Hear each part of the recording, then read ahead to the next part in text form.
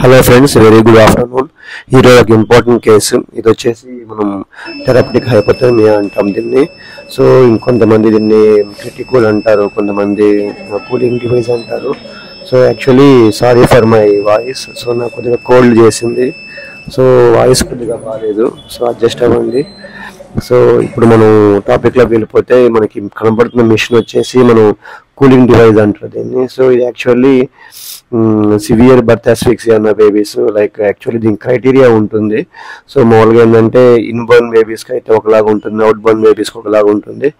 So ఇన్బర్న్ babies వచ్చేసి like less than 6 hours delivery అయిన తర్వాత అప్గార్ స్కోర్ ఆఫ్టర్ 5 minutes కూడా లెస్ దెన్ 5 ఉండి, లైక్ షాక్లో ఉండి ప్లస్ రెసిస్టేషన్ చేసినా కానీ క్రై లేనప్పుడు ఏబీజీ కానీ మోర్ దెన్ బేస్ రిఫ్లెక్స్ 16 ఉండి, pH less than 7.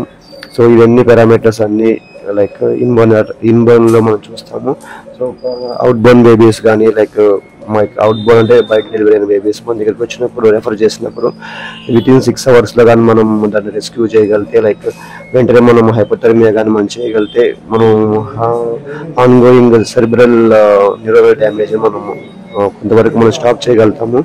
So main cooling device వల్ల అడ్వాంటేజెస్ ఏంటి అంటే, ఈ కూలింగ్ వల్ల ఏదైతే బర్త్ అస్ఫిక్సియా అవుతుందో ఈ బర్త్ అస్ఫిక్సియా అనేది ఏంటి అంటే లైక్ పుట్టంగానే బేబీస్ క్రై చేయాలి. సో కొన్ని కారణాల వల్ల క్రై అనేది రాదు, లైక్ మేబీ కాంప్లికేషన్స్ వల్ల కానీ, లేకపోతే బేబీ సరైన గ్రోత్ లేకపోవడం వల్ల కానీ, లేకపోతే ఏదైనా మ్యాటర్నల్ ఇన్ఫెక్షన్స్ వల్ల కానీ, సో మెనీ కాజెస్ ఉంటాయి. సో అలాంటప్పుడు లైక్ క్రై అనేది రాదు.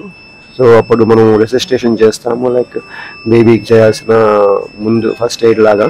సో అవి చేసినా కానీ క్రై లేనప్పుడు ఏమంటే లైక్ కంప్లీట్గా బ్రెయిన్ అనేది డ్యామేజ్ అయిపోతూ ఉంటుంది.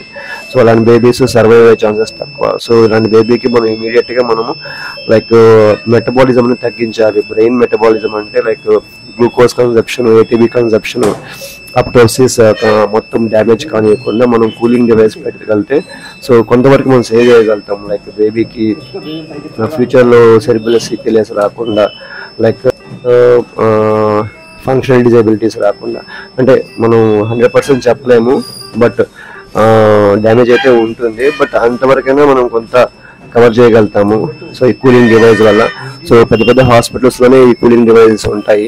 సో ఈరోజు మన దగ్గరికి వచ్చిన బేబీ వచ్చేసి బయట నుంచి రెఫర్ అయింది. సో కరెక్ట్గా 6 hours బేబీ వచ్చింది. సో లైక్ ఇమీడియట్గా మనం మా బేబీని మనం లైక్ థెరపటిక్ హైపోథర్మియా లాగా స్టార్ట్ చేసాము. ఫస్ట్ మీకు కనబడుతున్న డివైస్ వచ్చేసి లైక్ ఇది మనకి కూలింగ్ డివైస్ అంటారు.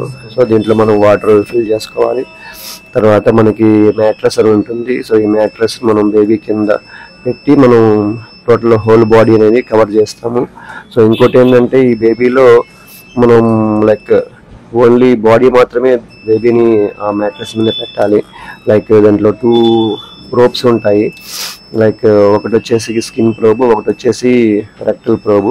సో రెక్టల్ ప్రోబ్ అనేది మనం రెక్టల్ దగ్గర ఇన్సర్ట్ చేయాలి 2 centimeter.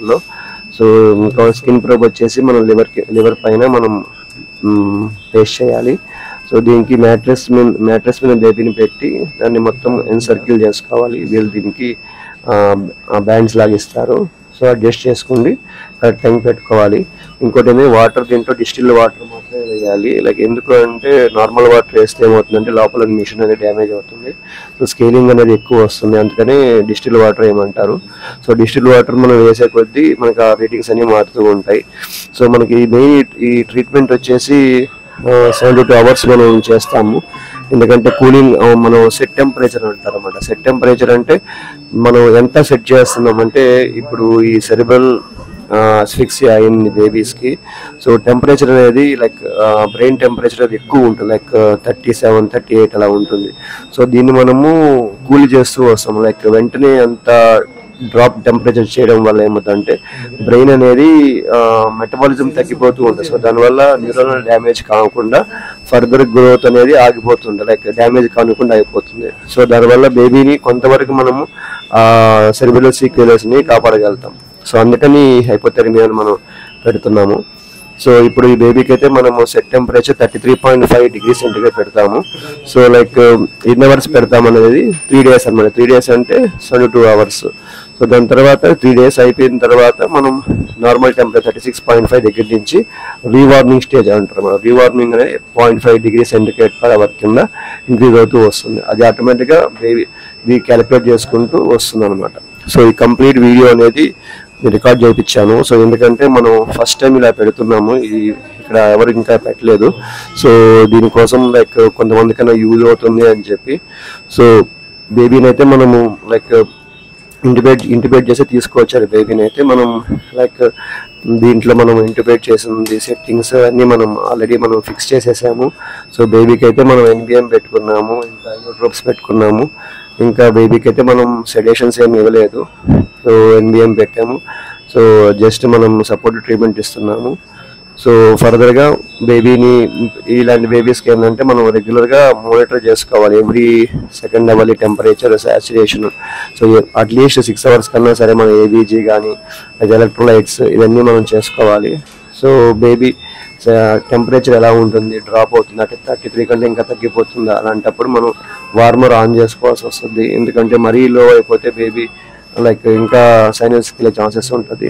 సో మనం పెట్టిన టెంపరేచర్ కంటే డ్రాప్ కాకూడదు. సో వాటర్ లెవెల్ చూసుకుంటూ ఉండాలి. సో ఇంకో అలారమ్స్ ఏమైనా వస్తే మనం దాన్ని అలర్ట్ కావాలి. సో ఇది ఈ వీడియో సో కంప్లీట్గా చూడండి. Thank you.